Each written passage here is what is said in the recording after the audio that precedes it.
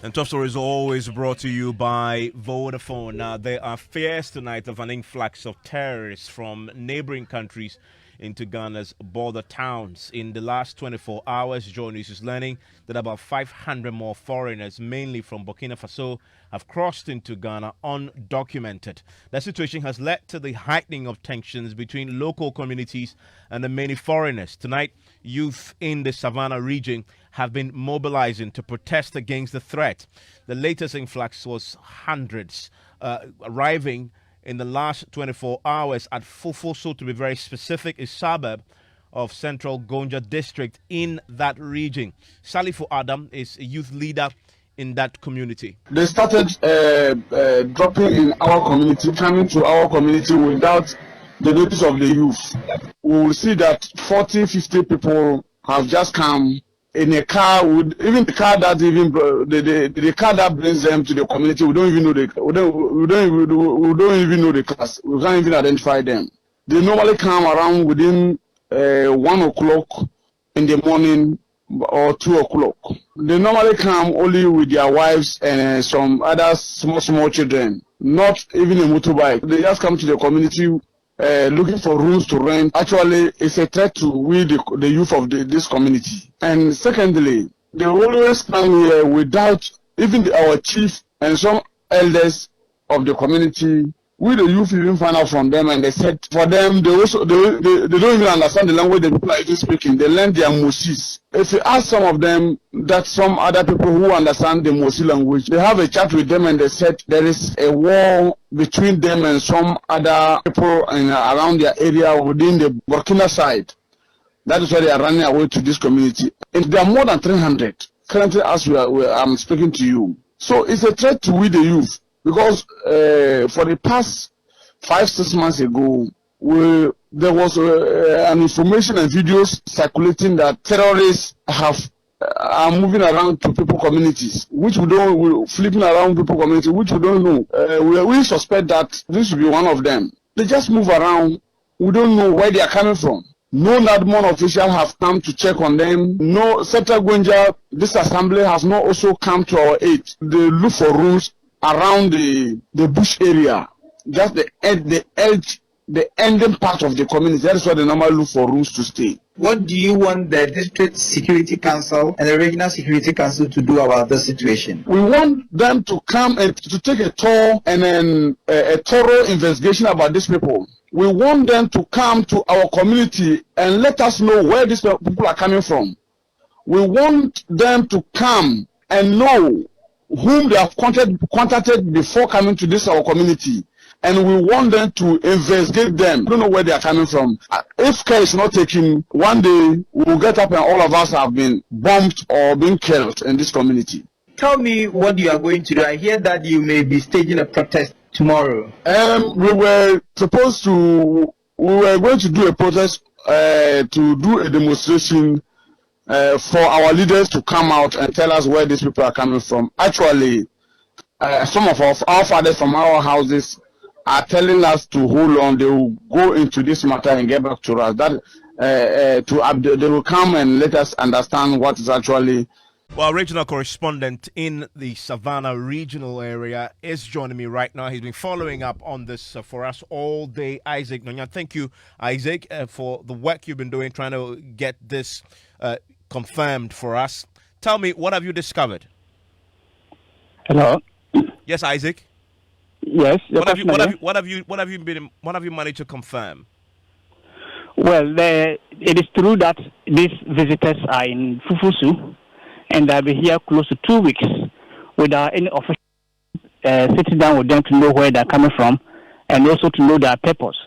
It's also true that there's somebody in the community by necessarily keeping them.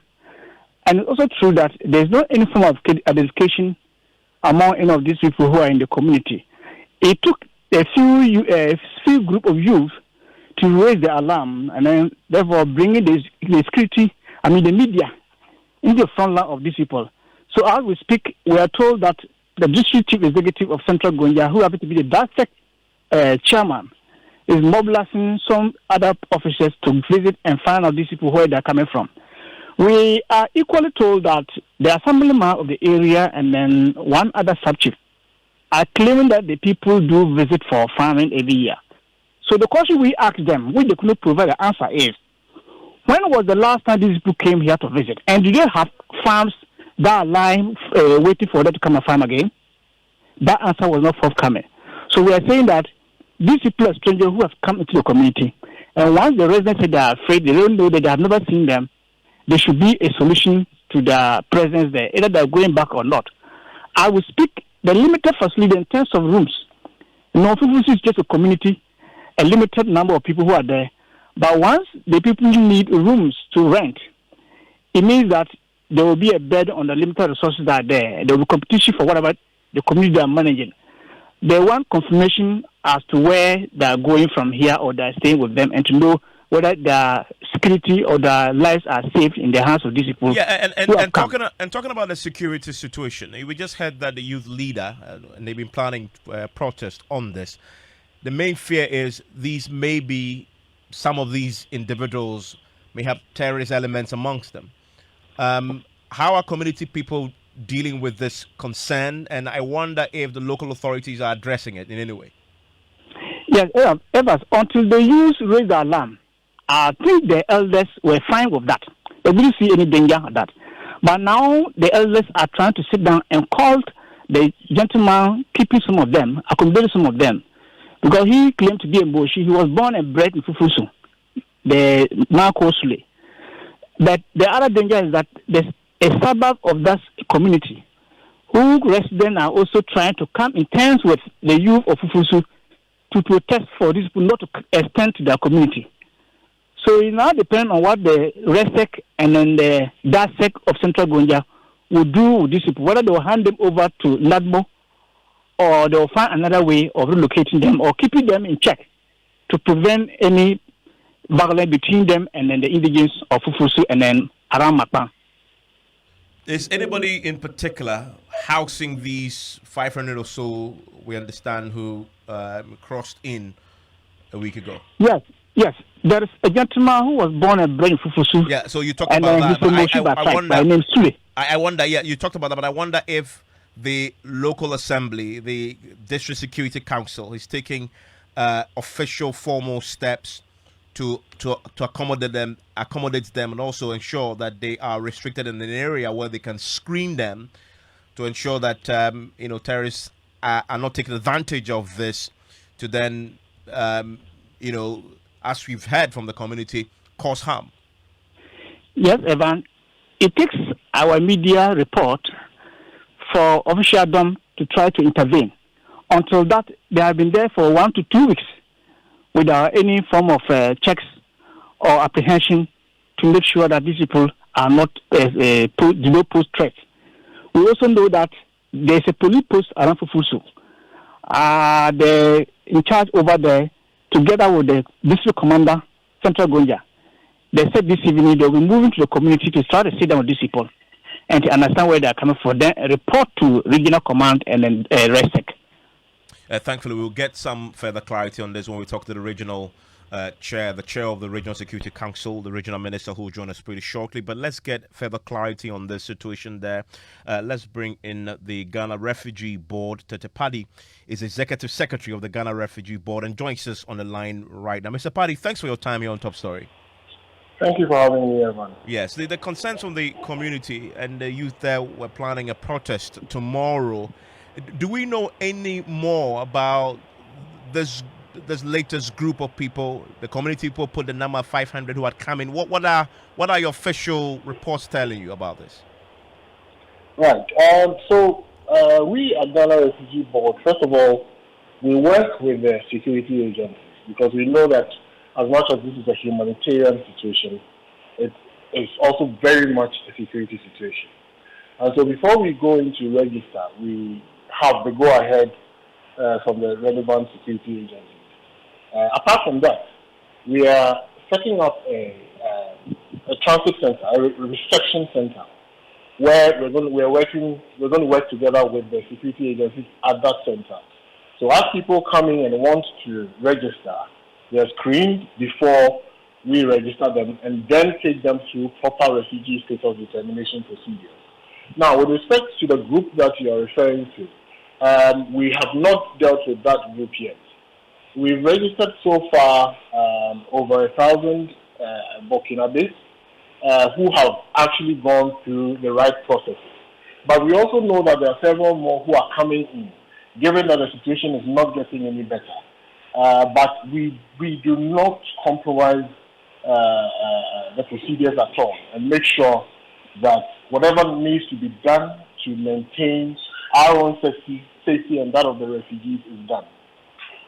And so the straight answer to that group is that not yet, we've not attended to them yet. And I wonder, because of the work you're doing and the risks associated, you just talked about, making sure that you don't expose yourself to all these risks. How closely are you working with the security agencies? Because we know sometimes miscreants, terrorists, and we're in the sub-region surrounded by a lot of that, could take advantage of this. The president himself has talked about this recently.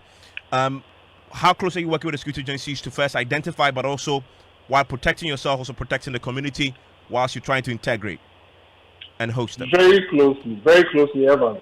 We don't go into the field without security, without protection.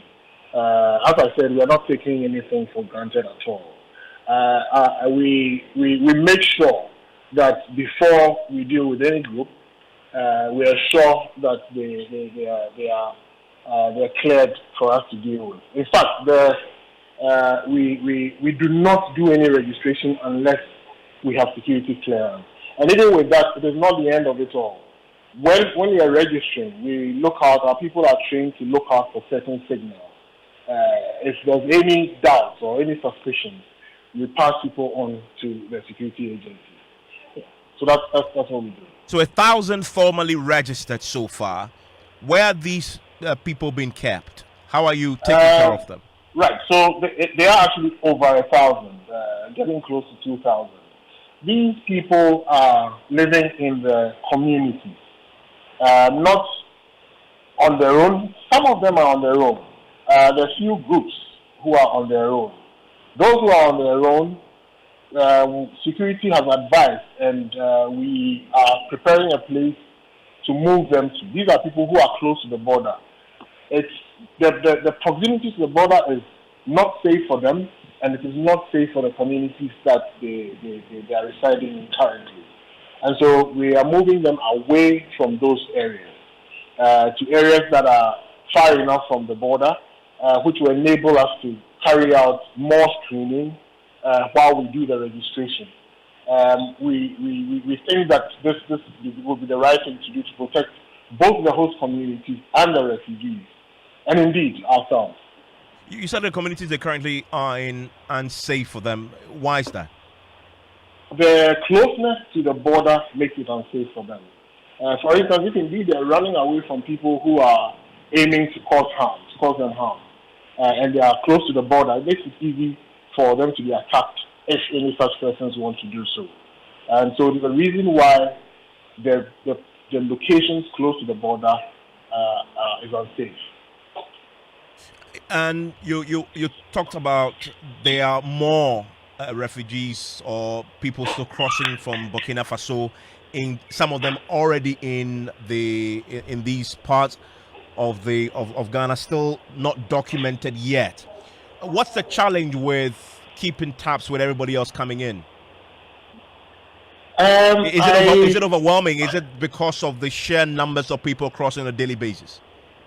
We are not overwhelmed yet. We don't have those huge numbers coming in. It's a few hundred over a few weeks. So it's not overwhelming.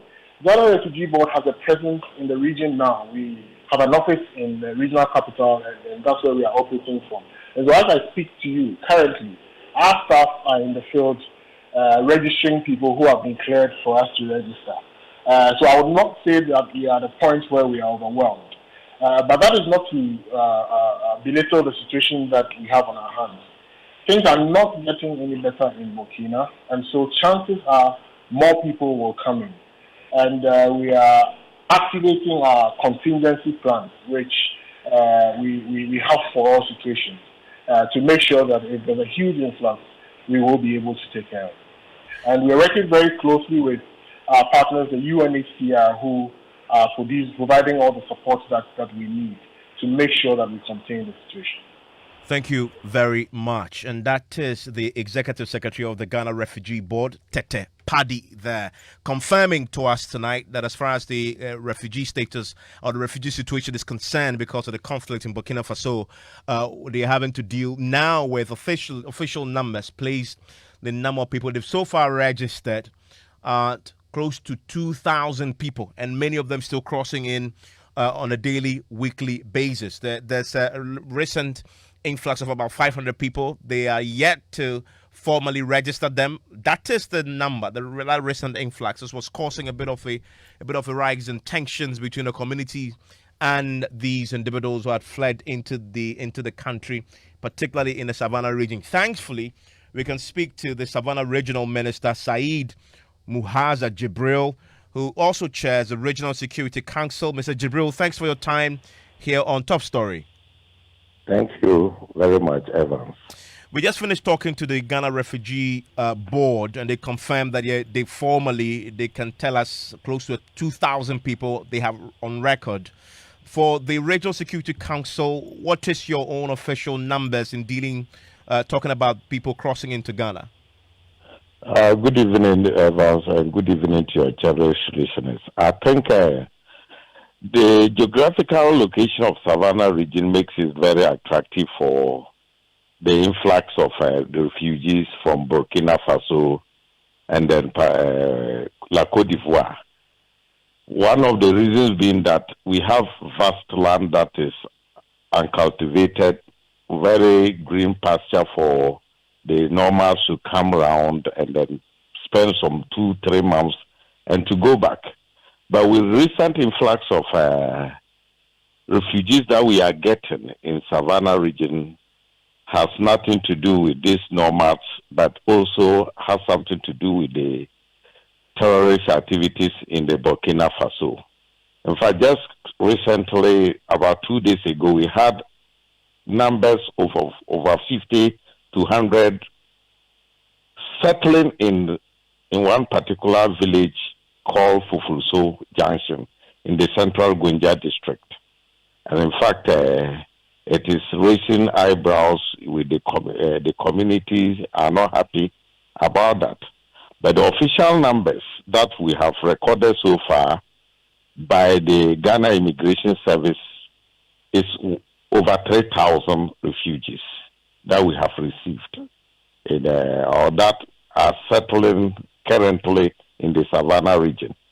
The recent one that we are battling with is about, these are women and children, basically women and children who have fled some village in the Burkina Faso and have come to settle with the Moshi chief in this particular village. And I am told he is from that village and he has asked his relatives to come. And once they came, it became a safe haven for the others to follow. And so this is the current situation we have in that particular village in the Savannah region. And so, as far as the Security Council is concerned, when you say these are women and children, Yes. Are you vouching that you are setting that, you know, Mexicans and people who want to cause people harm, put it bluntly, terrorist elements may not be infiltrating that group? That is a fundamental concern of the community. Sure. I think we are putting a recce in place for today. The regional police commander and some other security officials visited the community. But unfortunately, when they got there, just a few of the women and children were there. We couldn't find the men, but we have information that they come there in the evening. And so we are putting a lot of intelligence in place and security in place to make sure that by tomorrow we would have known whether there are male counterparts who are coming into those communities or particularly that community in the evening. So there are other security measures we have put in place that we don't want to openly or publicly say it, and maybe their community will start panicking, and a lot of problems will encounter a lot of problems. So tomorrow we want to do screening of those refugees by Ghana Immigration Service. So what we are trying to do now is that we'll make sure that security is there this evening, and to make sure that we are able to get the men who are visiting them in the evening or in the night under the cover of the darkness. This is what we've been told. And so maybe when we get one or two of the men from there, we can have a lot of information as to what is going on in that community. But for now, we've engaged the chief who has brought his relatives into that community, and that has led to the influx of these other ones from that particular village in Burkina Faso. And when you engage that chief, what was the outcome? And some of the community members want the Security Council to take charge of this and not leave it for individuals and chiefs to decide where to host them and how to host them and inviting other people in.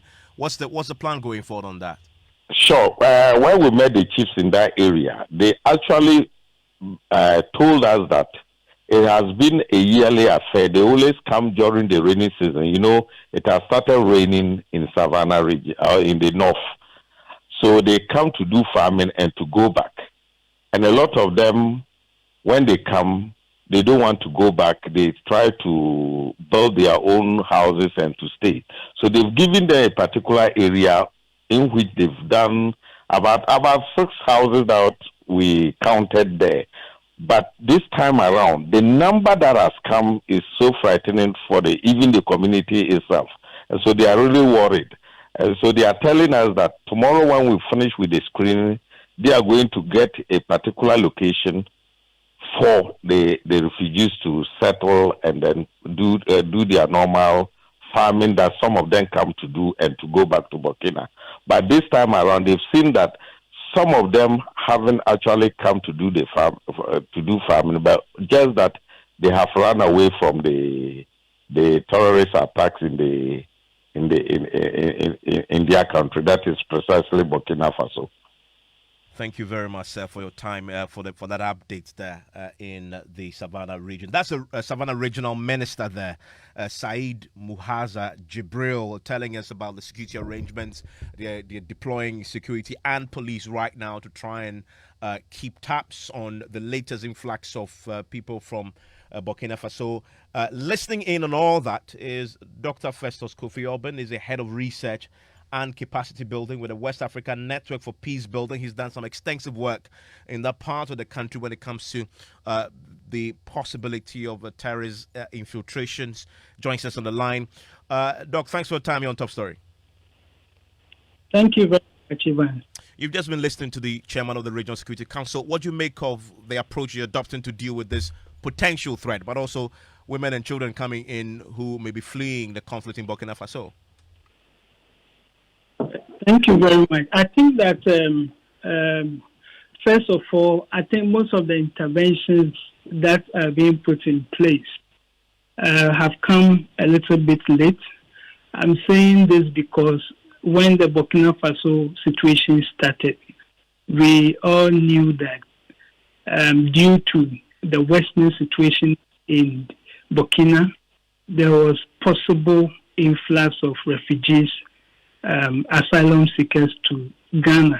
So one would have thought that by now we'll have some of the measures that he's talking about in place to deal with the possible influx of potential extremists among these asylum seekers. Because as we speak, and from the conversations I've heard so far, most of these people are being housed by the border communities.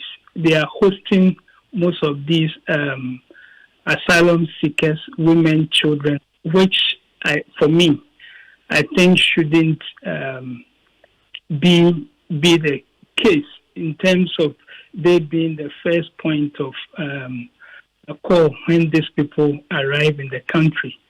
So for me, I think that they need to fast track some of the things that they are doing. Yeah, and Doug, let me ask you, how real is this threat that the community is expressing about the potential for terrorists to take advantage of what is happening in Burkina Faso, and then under the cover of asylum and refugee, they then infiltrate. How real is that threat? Well, if we take it from the experiences from other countries that have experienced similar situations in the Sahel, I mean, there have always been the possibility of extremist groups taking advantage of the asylum system to actually infiltrate and also gain access into the country, especially when the process of screening is not all that stringent to actually identify some of these extremist groups. So I think it's a threat that we cannot underestimate, especially also looking at the nature of our borders and also the number of people who are coming in day in and day out. And so it's a threat that we should not underestimate.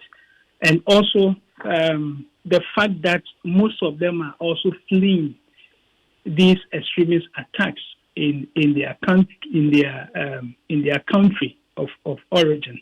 You know, sometimes if you learn from experiences from the Lake Chad Basin and also the Sahel, there are times some of these extremists even recruit some of these people who have come to seek asylum or refugee status to even undertake their activities in the host countries.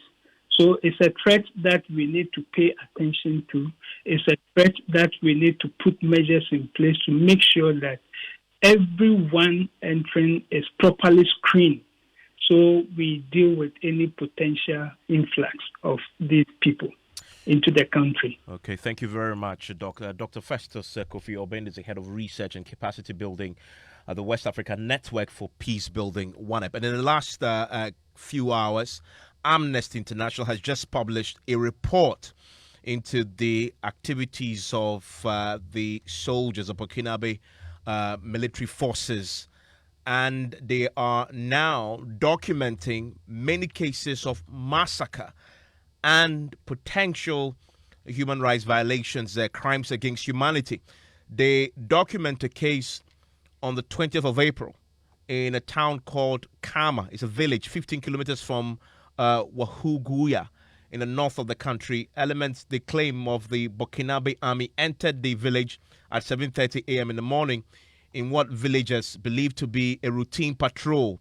Amnesty International, in this report just published, say the soldiers rounded the inhabitants up, collected their identity documents, and then shot the villagers at point blank range, killing at least 147 people.